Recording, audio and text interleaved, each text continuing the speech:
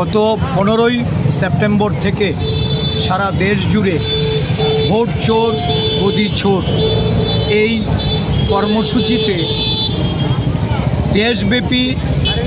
5 কোটি সদস্য সংগ্রহের যে কর্মসূচি জাতীয় কংগ্রেসের পক্ষ থেকে রাজ্যে রাজ্যে সংগঠিত হয়েছে, গত 30শে নভেম্বর অবধি আমাদের ত্রিপুরা রাজ্যে আমরা 2,13,109টি আমরা স্বাক্ষর সংগ্রহ করেছি। এই স্বাক্ষর সংগৃহীত যে সম্মিলিত কপি, এই কপি আজকে নয়াদিল্লিতে জাতীয় কংগ্রেস দলের সদর দপ্তরের উদ্দেশ্যে আমরা আমাদের আগরতলা পোস্ট অফিস থেকে স্পিড পোস্ট যুগে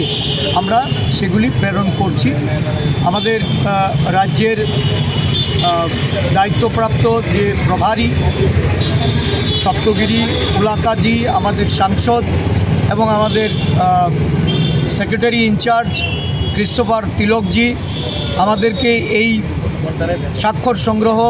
অভিযানে ওনারা যে সহযোগিতা করেছেন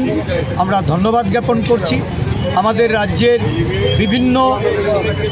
বিধানসভা কেন্দ্র থেকে বিশেষ করে আমাদের 3 জন জনপ্রতিনিধি সুদীপ রায় বর্মন, বীরজিৎ সিনহা এবং গোপাল রায়, এই বিধায়কদের তাদের বিধানসভা থেকে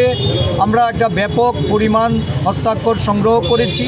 আমাদের বিভিন্ন বিধানসভায় বিশেষ করে আদিবাসী এলাকা থেকেও একটা ভালো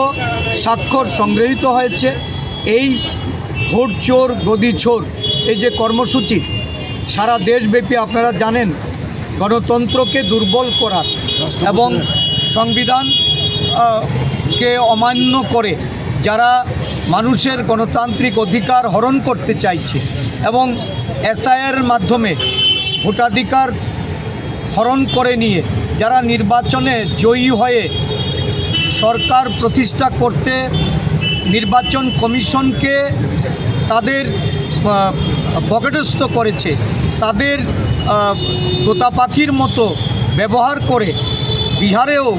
সদ্য সমাপ্ত যে নির্বাচন, এই নির্বাচনে নির্বাচন কমিশনের যে তাদের যে ভূমিকা, যে ন্যাক্কারজনক ভূমিকা, এই ভূমিকা সারা দেশের মানুষ পরিলক্ষিত করেছে। আমরা এই স্বাক্ষর সম্মিলিত যে প্রতিলিপি এগুলি রাষ্ট্রপতির উদ্দেশ্যে প্রেরণ করার জন্য 14ই ডিসেম্বর রামলীলা ময়দানে যে মহা র্যালির আয়োজন করা হয়েছে, সেই র্যালির মাধ্যমে আমাদের জাতীয় কংগ্রেসের নেতৃত্বরা তারা এটা রাষ্ট্রপতির কাছে তুলে ধরবেন। আমরা এই কর্মসূচির মাধ্যমে সমস্ত দেশের মানুষকে জাগ্রত করতে চাইছি। সংবিধান বাঁচাতে, গণতন্ত্র বাঁচাতে, লোকতন্ত্রের মর্যাদা রক্ষার্থে কংগ্রেস কর্মীরা যে লড়াই সারা দেশব্যাপী শুরু করেছে